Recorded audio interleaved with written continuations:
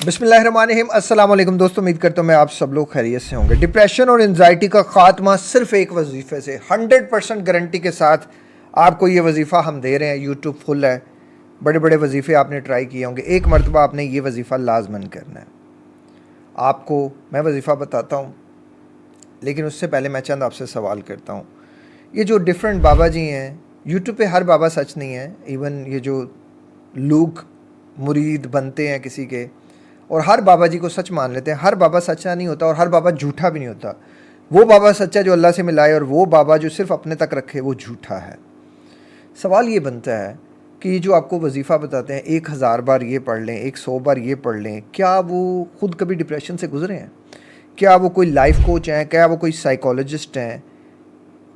कैसे मतलब वो ये वज़ाइफ़ आपको बता रहे हैं? अगर मैं कुरान मजीद ऐसे खोलूँ और मैं आपको कहूँ जी अलिफ लाम मीम 100 मरतबा पढ़ लें, आपको अलिफ लाम मीम का पढ़ने का सवाब मिलेगा। लेकिन क्या उस बाबा जी ने उस बंदे को अपने पास बिठाया जिसको उसने वो 100 दफ़ा 300 दफ़ा वजीफ़ा बता दिया कि ये वजीफ़ा कर लो, डिप्रेशन ख़त्म, 100% ख़त्म, एंजाइटी ख़त्म। उसने पूछा कि पुत्र तू सोना किन्ने वही है, पुत्र तू उठना किन्ने वही है, जेड़े तू लाख रुपए की न्याज दई ना सानू, ये हराम कमाना है कि हलाल कमाना है? शराब तो नहीं पींदा, जना तो नहीं करता, बहुत ज़्यादा झूठ तो नहीं बोलता। बहुत ज़्यादा का लफ्ज़ ये है कि थोड़ा झूठ हमारे इधर कॉमन हो गया, और मैं कहता हूँ कि थोड़ा झूठ भी नहीं होना चाहिए। हमारे माशरे में झूठ होना ही नहीं चाहिए। आप और मैं जब तक हम ज़िंदा रहेंगे ना, हम बहुत से बुरे लोगों को सपोर्ट करते रहेंगे। मैंने हॉस्पिटल बनाने की बात की, मुझे आज तक कितने लोगों ने सपोर्ट किया? नहीं सपोर्ट किया। हॉस्पिटल अपने लिए नहीं बनाना था, मैंने लोगों के लिए बनाना था। लेकिन आप लोग, हम लोग मिल के इन लोगों के आस्थानों पे जो है ना, वो लाखों रुपए के सिर्फ ऑयल दीवों की मद में दे देंगे।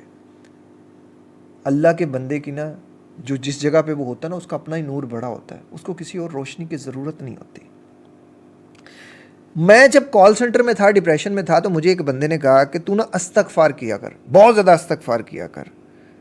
अब उसको ये लगा कि यार ये 18-19 साल की उम्र में ये करोड़पति बन गया था, 100-150 लड़की इसके अंडर काम करती होगी, इसने तो रज के जना किया होगा।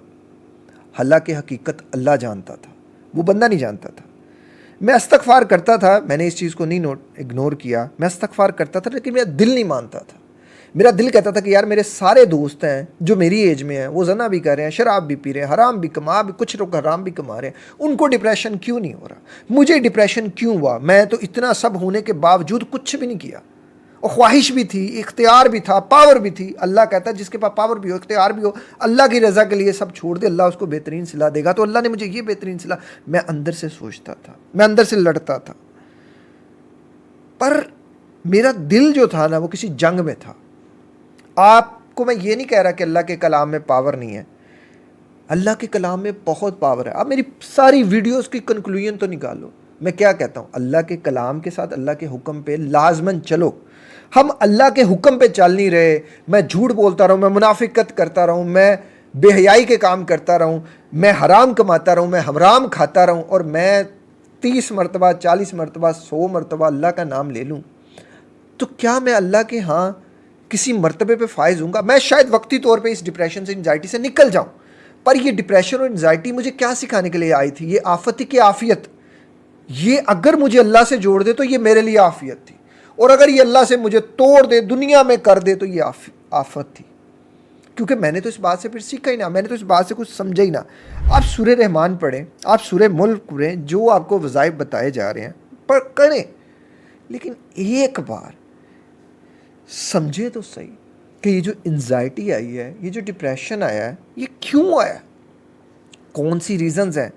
क्या मुझे कोई जेनेटिक्स का मसला है? माँ बाप को था तो मुझे भी हुआ है? क्या मेरे घर में कोई टॉक्सिक इन्वायरमेंट है? क्या मेरी वाइफ के साथ नहीं बनती? क्या मेरे शोहर के साथ नहीं बनती? क्या घर में हर वक्त लड़ाई रहती है? क्या मैं देर से सोता हूँ? क्या घर में गुर्बत है? क्या हसास नेचर हूँ मैं? क्या मैं मनफी सोच रखता हूँ? क्या मैं हराम की कमाई कमाता हूँ?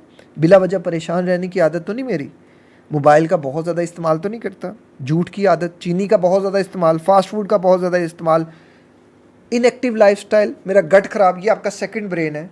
आपकी फास्ट फूड की आदत बड़ी कॉमन है, कंफर्ट जोन, पेट की चर्बी, पेट की खराबी, खुराक की कमी, ये सब चीज़ें फैक्टर हैं इसके। अब ये सब इग्नोर किए बगैर कैसे सोचते हो? अगर आप मुकम्मल शिफा चाहते हो ना, तो अल्लाह से जुड़ो। पहला चीज़, अल्लाह से जुड़ो और हर चीज़ को मज़हब में ले आओ। मुझे कहीं से मज़हब में साबित करके आप बता दो कि बहुत ज़्यादा खाना सुन्नत है या खाने के बाद मीठा खाना सुन्नत है। नहीं सर, आप पूरा इस्लाम रिसर्च तो करो। हम इस्लाम रिसर्च नहीं कर रहे, नमाज़ पढ़ने का वक्त नहीं, कुरान पढ़ने का वक्त नहीं, और बाबाओं के पास दौड़ रहे हैं, किसी को 10,000 दे रहे हैं, किसी को 10 लाख दे रहे हैं, पता नहीं क्या क्या कुछ। अल्लाह से जुड़ नहीं रहे। एक वजीफ़ा बता दें आपको, जो सबसे ज़्यादा जिस चीज़ की ज़रूरत है ना, अल्लाह से जुड़ने की ज़रूरत है। नमाज़ पढ़ें, कुरान पढ़ें, जल्दी सोएं, जल्दी उठें। नबी करीम सल्लल्लाहु अलैहि वसल्लम की ज़ात जिस तरह हमारे लिए पूरा नमूना है, हमें कहीं इधर उधर जाने की ज़रूरत नहीं। खाने की रूटीन आप सल्लल्लाहु अलैहि वसल्लम की ज़िंदगी से बेहतरीन किसी ने नहीं बताई। सोने की रूटीन आज साइंस कितने 100 सालों बाद जाके, इस सदी में जाके साइंस ने एक्यूरेट टाइम बताया सोने का और उठने का। वही जो आप सल्लल्लाहु अलैहि वसल्लम की ज़ात से पहले ही उनकी जो है वो ज़िंदगी से पहले ही हमें पता चल गया कि कितने बजे सोना है और कितने बजे उठना है। मैं वीडियोस में यही बताता हूँ। 2 वीडियोस देख लेते हैं और आप कहते हैं सारी वीडियोस पे अमल करें। झूठ छोड़ो यार। मुझे दुख होता है जब मेरी आवाम, मेरी कौम झूठ बोलती है। इस पूरी दुनिया में झूठ लीगल भी हो जाए ना, तब भी मुसलमान को झूठ नहीं बोलना चाहिए। मेरे से झूठ बोलोगे, अपने आप से नहीं बोल सकते। वॉक, जिम, एक्सरसाइज, लोगों में जाओ, माँ बाप से मिलो, माँ बाप से हुस्न सलूक रखो, माँ बाप को वक्त दो, बहन भाइयों को वक्त दो, अच्छा सोचो, और हर वक्त दरूद इब्राहिमी की तस्बीह करते रहो। ये वाहिद वजीफ़ा है। ये वो सारी चीज़ें हैं। सूरह रहमान सुबह शाम सुनो, सूरह मुल्क रात को पढ़ के सो।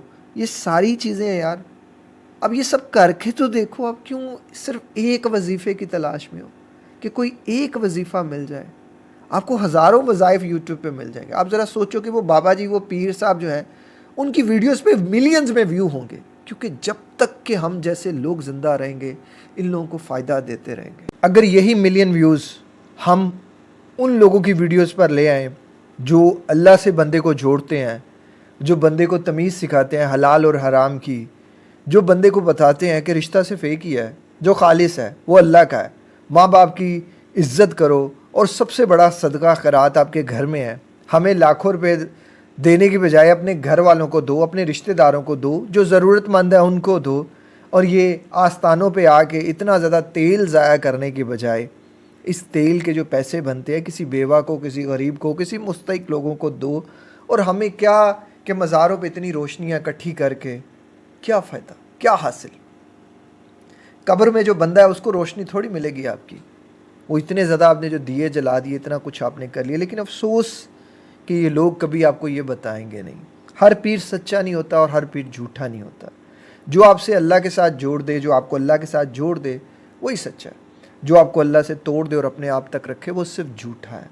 और सबसे बड़ा वजीफ़ा यही है कि आप उठते बैठते अल्लाह को कसरत से याद करें और अल्लाह के अहकामात पे अमल करें, और आप सल्लल्लाहु अलैहि वसल्लम की ज़ात अक़दस को नमूना, बेहतरीन नमूना समझ के ज़िंदगी गुजारने का, उस पर ज़िंदगी गुजारें। आपको किसी और इंसान की ज़रूरत नहीं पड़ेगी। लेकिन अफसोस ये है कि हम करना ही नहीं चाहते। हमारे पास लोग आते हैं, अल्लाह दा वास्ता, तानू रसूलुल्लाह सल्लल्लाहु अलैहि वसल्लम दा वास्ता, तानू माँ बाप दा वास्ता, तानू एदा वास्ता, तानू ओदा वास्ता। हमें लोग वास्ता देना तो पसंद करते हैं, लेकिन कभी हमारे वक्त की उजरत देना पसंद नहीं करते। अफसोस कि जिस दीन में कहा गया है कि किसी भी इंसान से तुम मेहनत करवाओ या किसी भी सेंस में तुम उसका वक्त लो, तो उसकी उजरत उसको पहले दो, उसका पसीना खुश्क होने से पहले उसकी उजरत दो। तो यहाँ उजरत पहले देने का मफहूम है। हम उजरत नहीं देते, हम वास्ते देते हैं। इसलिए हम बाहिस्सत कौम बहुत पीछे जा रहे हैं। ऐसा ना करें आप एक गैरतमंद बनने की, हम सबको एक गैरतमंद बनने की, कौम बाहैसियत कौम बनने की बड़ी अशद ज़रूरत है। अगर हम में गैरत नहीं होगी तो हम कभी कामयाब नहीं होंगे। कोशिश करें कि अपनी ज़िंदगी को बदलने की ज़िम्मेदारी ख़ुद लें। अगर आपको किसी इंसान के वक्त की ज़रूरत है तो फिर उसके वक्त की कीमत अदा करके उससे वक्त लें। वास्ते नहीं दें, उसे उजरत दें। ज़िंदगी वास्तों से नहीं, उजरत से चलती है। इस वीडियो का अख्ताम यहीं करते हैं। अपना बहुत ज़्यादा ख्याल रखिएगा और ज़िंदगी में अमल लाने की कोशिश कीजिएगा। कामरान शरीफ साहब को भी 3.5 साल लगे थे इस डिप्रेशन को ठीक करने में। अल्लाह ने उनकी मेहनत देखी और अल्लाह ताला ने उनको नवाज़ दिया। ये ना सोचिएगा कामरान साहब सिर्फ दुआ ही करते रहते थे, अमल नहीं करते थे। अल्लाह ने अमल के लिए जो है ना इंसान को पैदा किया। 3.5 साल अमल भी किया, पैसा भी लगाया, वक्त भी लगाया, तो आज ये बंदा आपके सामने है। बातों से नहीं लग रहा होगा कि कभी डिप्रेशन भी हुआ था। ये ऐसा ही इंसान जब बदलता है तो फिर बदल के रख देता है सब। आई नो कि आप भी बदलेंगे तो सब बदल देंगे। वीडियो का इख्तिताम यही करते हैं। अपना बहुत ख्याल रखिएगा, मुझे दुआ में याद रखिएगा, और एक और ज़िंदगी के नाम के हॉस्पिटल के लिए दुआ कर दीजिएगा। आप यकीन करो, मैं वीडियोज़ में कहता ही नहीं, मैंने कहना ही बंद कर दिया, क्योंकि मुझे पता है हम लोग सच का साथ देंगे ही नहीं। छोड़ दो, अल्लाह तो साथ है ना, इंशाल्लाह बनेगा। अपना बहुत ख्याल रखिएगा, मुझे दुआ में याद रखिएगा। मिलते हैं किसी और वीडियो में किसी और टॉपिक के साथ। अस्सलाम वालेकुम, अल्लाह हाफ़िज़।